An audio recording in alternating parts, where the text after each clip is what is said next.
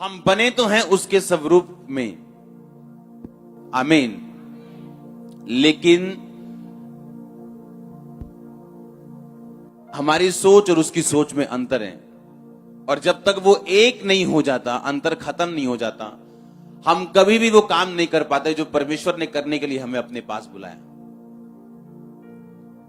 Bible कहती 84 साल से एक औरत विधवा थी, मंदिर को यानी चर्च को नहीं छोड़ती थी, उपवास कर करके और प्रार्थना कर करके परमेश्वर की बाट को जोती थी।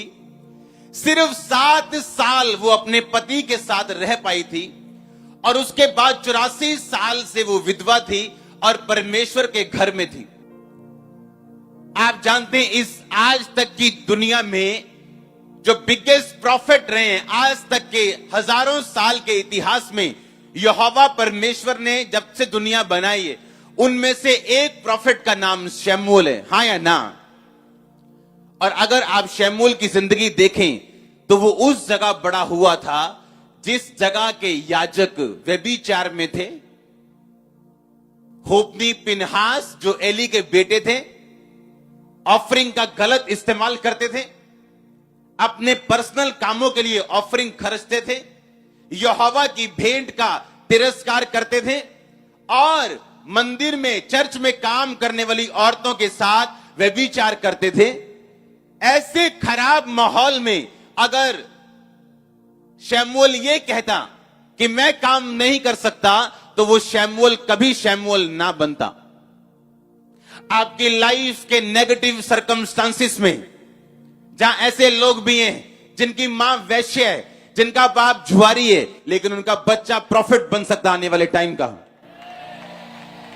उसकी वाइफ जो है गड़बड़ है, उसका हस्बैंड गड़बड़ है, उसके बच्चे गड़बड़ हैं, उसका दादा दादी सब गड़बड़ हैं, लेकिन वो इंसान अगर चाहे तो परमेश्वर की आवाज को सुन के उसका माइक, उसका माउथ पीस भी बन सकता है आने वाले दिनों में।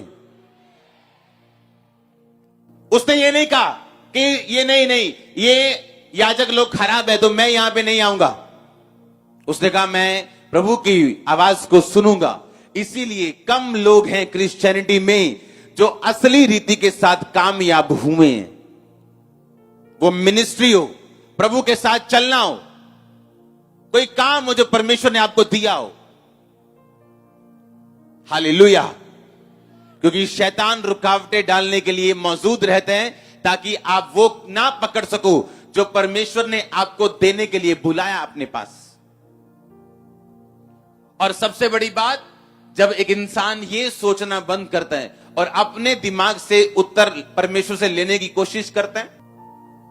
हन्ना के बेबी नहीं हुआ, परमेश्वर ने, यहोवा ने उसकी कोख को बंद किया हुआ था। किसने बंद किया था? कि शैतान ने। किसने बंद किया हन्ना की कोख को? क्यों? बाइबल तो कहती है यहोवा भला परमेश्वर है, उसकी करुणा सदा की है। वो करुणा में परमेश्वर है, दयालु परमेश्वर है। एक दयालु परमेश्वर एक औरत की कोख को बंद कैसे कर सकता है? एक दयालु परमेश्वर कैसे ये अलाउ कर सकता है कि हन्ना को उसकी सौतन गालियां निकाले, उसके रिश्तेदार उसको बुरा बोले? क्यों? क्योंकि परमेश्वर ने उसकी कोख को बंद कर दिया। क्या परमेश्वर ने कोख को बंद किया? हां, वचन कहता कि आप मुकर नहीं सकते। प्रचारक भी कह सकता है, वो भी नहीं कह सकता कि नहीं किया, क्योंकि वचन कहता है कि कोख को बंद यहोवा ने किया। इंसान जाति ऐसी है कि ये अपने आप कभी भी परमेश्वर के कामों में या उसकी मास्टर प्लानिंग में नहीं घुस सकती। हिंदी में आप बोल सकते हो उसकी हैसियत नहीं है घुसने की। तो परमेश्वर आपकी हैसियत को बनाने के लिए ऐसी चीजों का इस्तेमाल करते हैं जो आपके दिमाग में कभी नहीं आती जब तक आप चर्च में जाके वचन को ना सुनो या उसके वचनों को ऑनलाइन या किसी भी माध्यम से ना सुनो। हन्ना की कोख को बंद किया, हन्ना को तंग किया। हन्ना इस मुकाम पे आ गई, कहती अब अगर तू मुझे दे, मैं वो बेटा तुझे दे दूंगी। और यही परमेश्वर चाहते थे कि जब तू ये बोलेगी मैं तुझे दे दूंगा, और बिना तेरी कोख को बंद किए तू कभी नहीं बोलेगी। तो मैं तेरी कोख बंद को, तेरी बीमारी को मेडिकली, हो सकता है उसके एग ना बनते हो मेडिकली, तब तो मालूम नहीं होता था, इतना पता था कि कोख बंद है। मेडिकली उसका क्या कारण था ये नहीं मालूम, तब टेस्ट नहीं होते थे, लेकिन कोख बंद थी। जब खुली टेस्ट नॉर्मल हुए, बेबी हुआ। हाँ है ना? सुनो, अब आप कभी भी परमेश्वर की सिद्ध इच्छा पे नहीं चल सकते जब तक आपकी स्पिरिचुअल आईज ओपन ना हो। अंदर की आंखें अगर बंद हो, आप कभी भी परमेश्वर की इच्छा पे, ये इम्पॉसिबल है कि आप चल सको। इस धरती पे हर एक काम प्रार्थना के द्वारा होते हैं।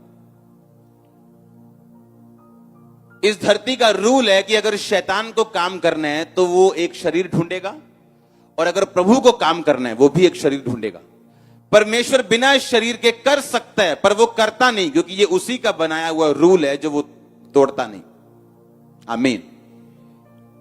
अब मसीह को आने के लिए, प्रभु यीशु मसीह को धरती पे आने के लिए प्रार्थना की जरूरत थी। मालूम है, बिना प्रेयर प्रभु यीशु मसीह ना आते। 400 साल की भविष्यवाणी थी इजराइलियों पे कि 400 साल के बाद जो यूसुफ प्रधानमंत्री जिस देश का बना था और अपने वंश को वहां बुला लिया था 70 लोगों को, कि 400 साल में वो लोग 20 लाख के करीब हो चुके थे। परमेश्वर ने कहा था 400 साल के बाद मैं उन्हें छुड़ाऊंगा, पर वो 400 साल से भी ज्यादा समय हो गया, 430 साल। रीजन क्या था? अगर परमेश्वर ने बोला 400 साल, तो आपको प्रार्थना भी करनी थी, क्योंकि कोई भी भविष्यवाणी बिना प्रेयर के, बिना बीज के, बिना मेहनत के कभी पूरी नहीं होती। और अब परमेश्वर को एक औरत चाहिए थी, एक बंदा चाहिए था, और उसका पति मरता है, और बाइबल कहती जिसका पति मरा था वो खुद एक प्रोफेटेस थी, एक भविष्यद्वक्तन थी वो। और जब उसका पति मरा होगा, आपको क्या लगता है लोगों ने क्या बोला होगा? कि भाई तू प्रोफेटेस है, तेरा हस्बैंड मर गया, तूने पाप किया होगा, तेरा हस्बैंड मर गया, क्यों? उसको भी समझ नहीं आई होगी क्यों। लेकिन बाइबल कहती है उस औरत की प्रेयर की वजह से प्रभु यीशु मसीह धरती पे आए। अगर आप बाइबल पढ़ लो तो लिखा, वो परमेश्वर की बाट जोती थी कि जो वचन यशाया में लिखा कि एक डाली प्रकट होगी यीशु के ठूंठ में से, और एक उद्धारकर्ता आएगा कुंवारी के द्वारा, और उसका नाम इमैनुअल रखा जाएगा, जिसका मतलब है परमेश्वर हमारे संग। वो तभी आएगा जब उसके लिए प्रेयर होगी, जिस तरह इजराइलियों ने अपने लिए फिर प्रेयर की थी कि प्रभु तूने 400 साल बोला था, 430 हो गए। और जब प्रार्थना शुरू हुई तो फिर उनके छुटकारे का इंतजाम मूसा के द्वारा हुआ था। अब परमेश्वर ने उसके पति के मरने को और उसके दुख को इस्तेमाल किया कि डायरेक्टली उसको फिर मिनिस्ट्री में डाल के इस्तेमाल कर सके।